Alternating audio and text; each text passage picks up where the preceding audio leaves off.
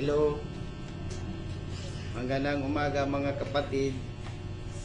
Ngayon ay July 18, 2025. At ito po ang napili kong Bible verse.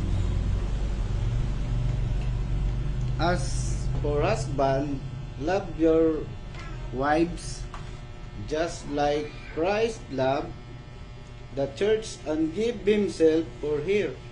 Ephesians chapter 5 verse 25. At ito po ang pagkaintindi ko. Mahalin mo ang pamilya mo, ang asawa mo, katulad ng pagmamahal ng Panginoong Hesus sa asawa mo at sa akin at sa pamilya. At dapat unahin natin ang pamilya natin, hindi ang barkada at hindi ang kung ano pa. At sabay dapat kayong mag-asawa mag-aral, matuto sa salita ng Panginoong Hesus. Yun lang po ang masasabi ko.